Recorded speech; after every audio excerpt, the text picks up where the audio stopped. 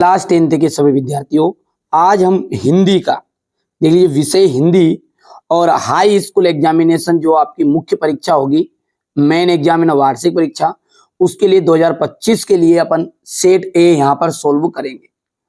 Set ए के बाद में अपन B C D E F G तक, यानी मैं आपको 5 से 6 पेपर प्रोवाइड कराऊंगा। बड़ी रिसर्च के बाद में ये प्रश्न पत्र मैंने तैयार कर किए हैं। बिल्कुल आप तो अच्छे से तैयारी करो, इन्हीं में से आपका 100% पूरे पेपर फंसने वाले हैं। लेकिन सारे सेटों को मैं आपको प्लेलिस्ट में प्रोवाइड करा दूंगा, सारी चीजों को अच्छे से आप क्लियर कर लेना। आइए, जिन बच्चों को वास्तव में 90 से 95% बनाने हैं, ठीक है, वास्तव में परसेंटेज बनाना चाहते हो, तो हर सब्जेक्ट के मैं आपको यहाँ पर इसी तरह के पेपर प्रोवाइड कराऊंगा। आप बढ़िया से तैयारी कर लीजिएगा, है ना।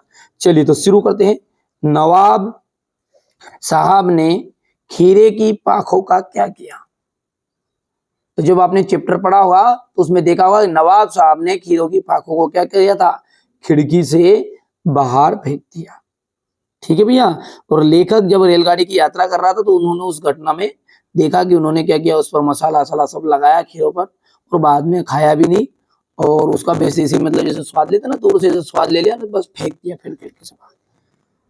चलिए, तो वाच्य कितने प्रकार के होते हैं? देखो बच्चों, वाच्य जो होते हैं ना वो 3 प्रकार के होते हैं। कितने प्रकार के? 3 प्रकार के। बाबूजी जो है, ठीक है, वो किसका पाठ किया करते थे? तो बाबूजी जो है वो रामायण का पाठ किया करते थे। इतनी चीजें क्लियर है। आगे बढ़ते हैं।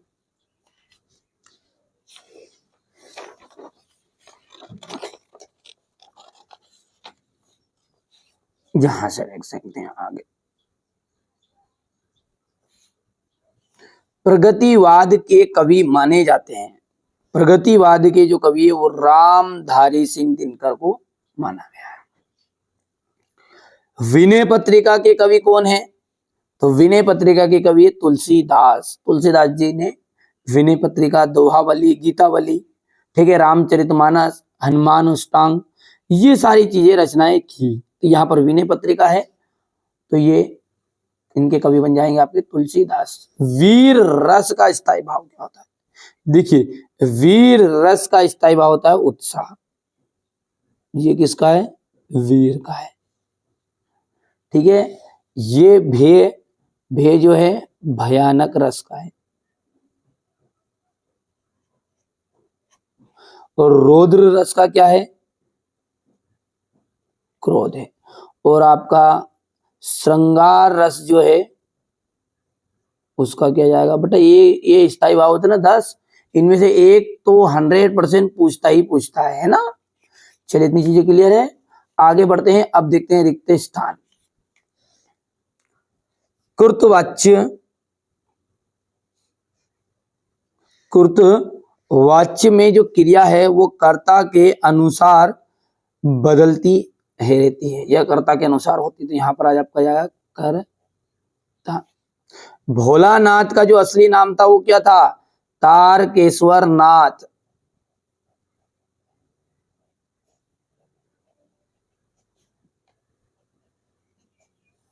तारकेश्वर नाथ। सूरदास जी के जो गुरु थे वो कौन थे? वल्लभाचार्य।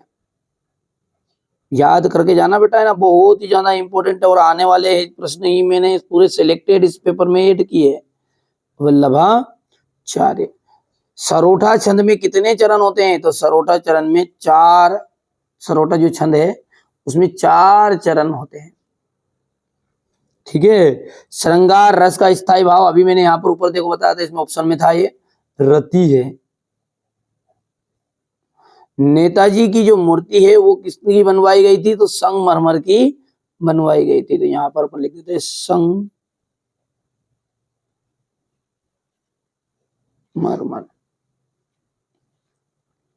कई अंकों वाली रचना होती है आपकी नाटक। क्या होती है? नाटक। क्योंकि आप देखते हैं कि जो नाटक होती है बेटा उसमें कई अंक होते हैं, और एकांकी में 1 अंक होता है। तो यहाँ पर हो जाएगा आपका कई अंकों वाली रचना हो गई है नाटक। आदमी जात का आदमी पतितों के देश में। प्रत्येक, प्रत्येक का यदि आप संधि विच्छेद करोगे तो प्रतिधन एक हो जाएगा। मैया कड़वा तेल लगाती थी, यहां से चौथा जाएगा। योग का संदेश, योग का संदेश किसने दिया था? उद्धव जी ने दिया था। और पंचवटी में कितने काव्य होते? तो 6, सॉरी, पंचवटी एक क्या है? खंड काव्य है।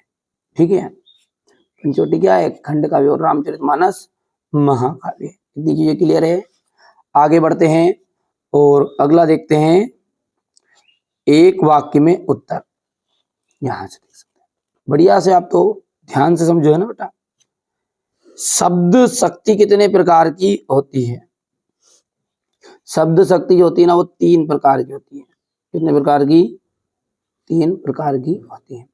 शब्द शक्ति वास्तव में क्या है? शब्द और अर्थ के संबंध को ही क्या कहते हैं? शब्द शक्ति। कितने यहाँ पर लिख भी देता हूं मैं, शब्द और अर्थ है।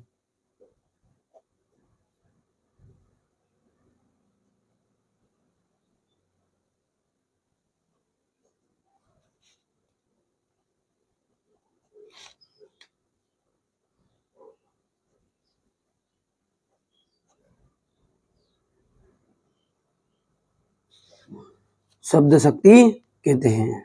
समझ में आ गया इतना? शब्द शक्ति किसे कहते हैं? तो शब्द और अर्थ के संबंध को क्या कहते हैं? शब्द शक्ति कहते हैं। ठीक है भैया। भोलानाथ सिसकना क्यों भूल गए? जब आपने पढ़ा होगा पाठ तो उसमें देखा होगा, जो साथी बच्चे खेल रहे थे ना, उनको खेलते देखकर भोलानाथ ने सिसकना भूल गए। तो साथी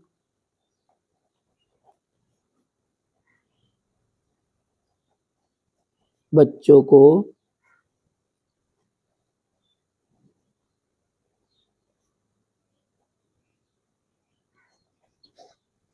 खेलता देखकर भोलानाथ सिसकना भूल गए थे। अगला है, कड़वी ककड़ी सा क्या लगता है? तो गोपियों को जो योग का संदेश दे रहे थे उद्धव जी, वो कड़वी ककड़ी सा लग रहा था। क्या लग रहा था? कड़वी ककड़ी सा। योग का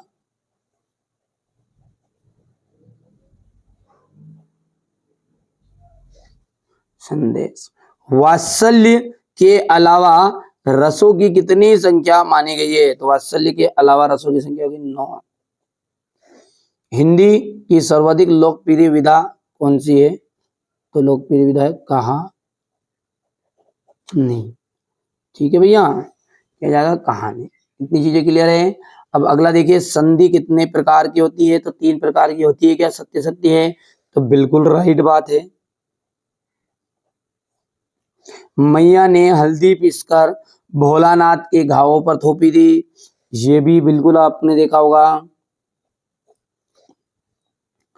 यदि किसी बुद्धिस्ट के मरने पर रंगीन पताकाएं फहराई जाती है, असत्य बात है।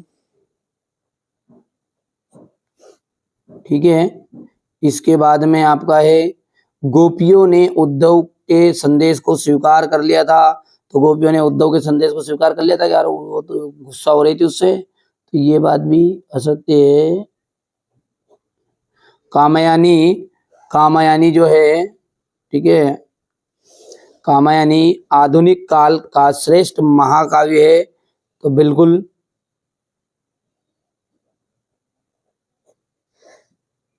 और पान वाला कैप्टन चश्मे वाले का भाई था। ये आपका असत्य रहेगा। इतनी चीजें क्लियर है। यदि अपन क्वेश्चन आंसर की बात करें तो सारे क्वेश्चन आंसर 6 से लगाकर बाकी जितने भी क्वेश्चन है वो सारा सॉल्यूशन मैं आपको अगले वीडियो में प्रोवाइड कराऊंगा।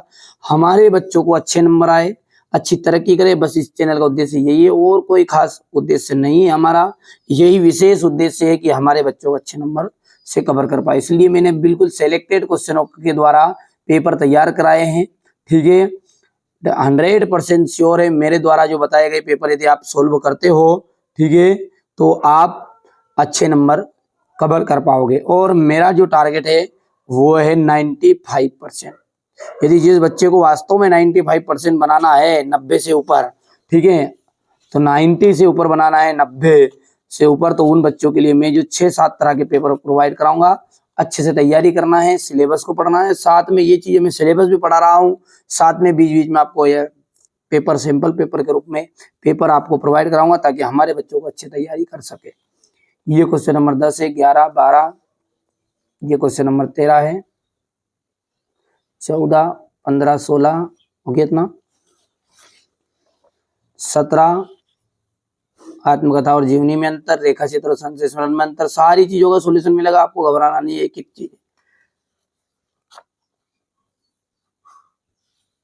यहां से क्वेश्चन नंबर 19, ये रहेगा आपका क्वेश्चन नंबर 20, ऊधो तुम हो अति बड़भागी, अपरस रहत सनते नाहिन मन अनुरागी।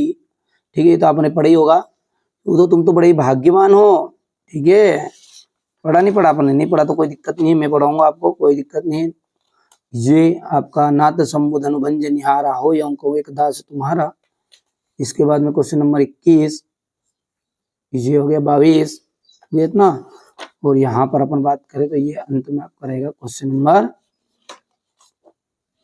23।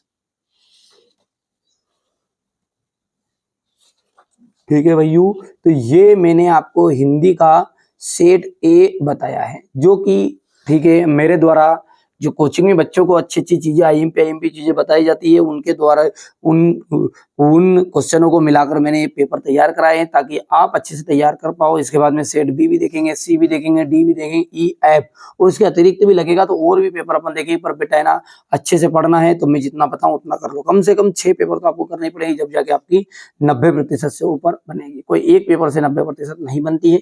इससे हाँ 30 से 40 नंबर तक के चांस रहते हैं फंसने के एग्जाम में, तो आएंगे 100% श्योर है। ठीक है, आप अच्छे से तैयारी कर लीजिएगा। चलिए तो मिलते हैं अगले वीडियो में।